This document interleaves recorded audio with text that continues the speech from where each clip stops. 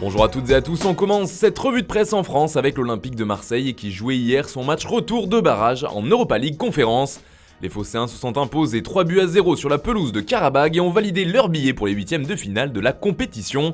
Mais ce qui a surtout fait parler, comme le rapporte l'équipe, c'est bien le but marqué par Wadji de la main qui a été accordé dans un premier temps avant d'être finalement annulé après que le joueur ait avoué ses torts. Pour le journal, c'est le plus beau geste haut la main. Cette victoire et ce moment rare en sport font aussi les gros titres de la Provence, et le journal local fait également dans le jeu de mots et évoque un Olympique de Marseille qui s'est fait le match à sa main, car même s'ils ont parfois été dominés dans le jeu, ils l'ont encore emporté et s'imposent largement sur l'aller-retour avec un score global de 6-1.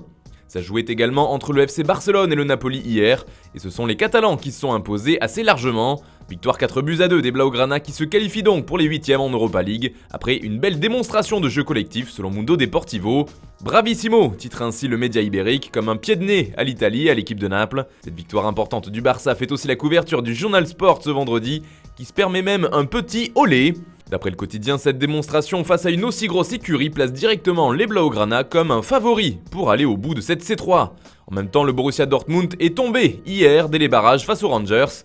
A noter que le quotidien espagnol rapporte également les premières conséquences du conflit entre la Russie et l'Ukraine sur le monde du sport. C'est d'ailleurs ce que font de très nombreux journaux en Espagne d'abord, comme ici avec les Sportiu qui titrent sobrement non sur une une toute noire comme un symbole. Le quotidien catalan rapporte par exemple que le Barça refuse tout voyage en Russie pour les rencontres d'Europa League à venir. Autre info donnée par les Sportiu, le sélectionneur ukrainien des féminines Luis Cortés veut quitter le pays pour éviter le conflit et rentrer chez lui en Espagne.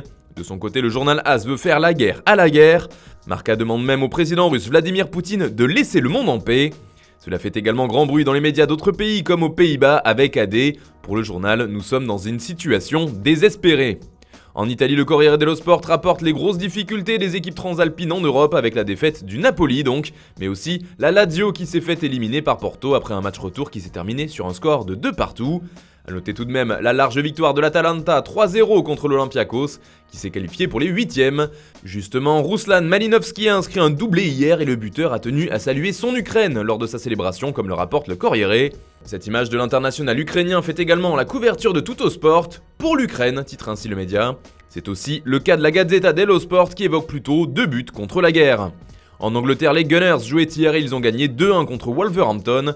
Une victoire au forceps comme le rapporte le Daily Mirror puisqu'Arsenal était mené 1-0 depuis la 10e minute et il a fallu attendre la 82e pour voir Nicolas Pepe égaliser. C'est finalement Alexandre Lacazette qui donne la victoire aux siens dans les dernières secondes du match, même si le but est accordé à José Sa contre son camp. La Russie fait aussi les gros titres des tabloïds. Le Mirror désigne par exemple les Russes comme des parias, tout simplement, en expliquant que le foot européen met fin à bon nombre de partenariats avec des entreprises russes. L'UEFA arrête par exemple le sien avec Gazprom, pétrolier russe, mais aussi partenaire de la Champions League. De son côté, Manchester United ne veut plus entendre parler d'Aeroflot. Le Daily Mail, de son côté, va loin et désigne ce jour comme celui où le sport a retrouvé sa boussole. The Guardian aussi y va de son article en couverture et titre « L'Europe appelle au boycott ». Mais il y a aussi de l'actu mercato outre-Manche, en témoigne cette une du Daily Star qui nous dévoile la nouvelle cible de Manchester United pour sa défense. Les Red Devils sont loin d'être irréprochables dans ce secteur et comme toujours, quand ils ont un problème dans leur effectif, ils le règlent en recrutant un grand nom. Et le dernier sur la liste pourrait donc être Antonio Rüdiger. Joli jeu de mots du tabloïd au passage. Le défenseur allemand sera libre de signer où bon lui semble cet été, lui qui est également dans les petits papiers du Real Madrid et du PSG.